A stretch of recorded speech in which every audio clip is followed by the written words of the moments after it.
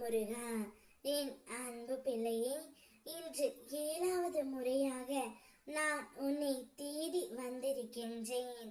இன்றாவது என்னை அலட்சியம் செய்யாமல் முழுமையாக கேள் பிள்ளையே.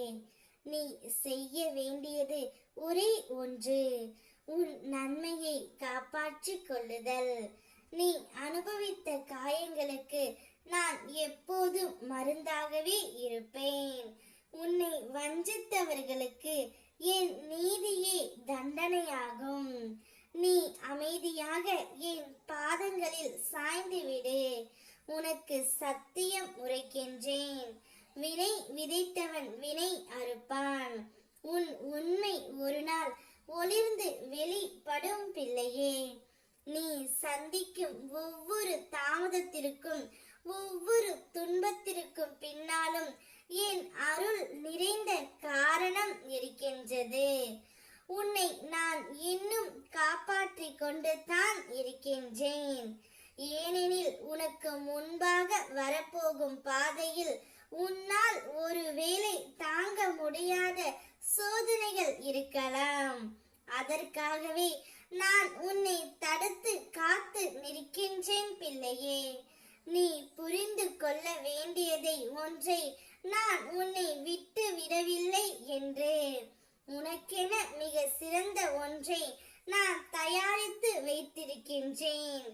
பொறுமை காக்கும் என் பிள்ளையை நான் எப்போதும் கைவிட மாட்டேன். உன் உயிர் எனக்கு அர்ப்பணிக்கப்பட்டது.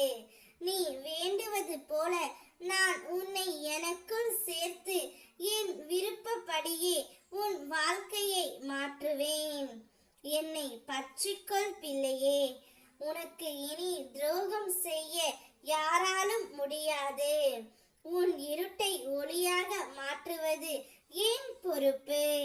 எப்போதும் என் கை உன் கைகளிலே இருக்கும். உன்னை யார் கேவலப்படுத்தினாலும் புறக்கணித்தாலும் அதனால் உன் மதிப்பு குறையாது. காலம் என்பது என் கையில் இருக்கும் சக்கரம். அது எப்படி வேண்டுமானாலும் மாறும். இன்று தனிமையிலும் துன்பத்திலும் இருப்பவர்கள் நாளை உலகையே உலுக்கி நிற்பவர்கள் ஆகிறார்கள். அதனால் உன் மனம் தளர வேண்டாம் பிள்ளையே. உன்னை யாரும் மதிக்காவிட்டாலும் என் பார்வையில் நீ மிக பெரிய பிள்ளை. உன் நேரம் வரும். அந்த நேரத்தில் உன் ஒளி உலகையே கவர்ந்துவிடும். அதற்கான நாள் வெகு தொலைவில் இல்லை, மிக அருகில் இருக்கின்றது. நிச்சயம் சோதனைகள் தான் ஒரு நாள் உன்னை வலிமையாக்கும்.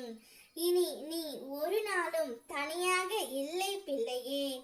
என் அருள் உன்னோடு நின்று உன்னை வழி நடத்தும். ஓம் முருகா.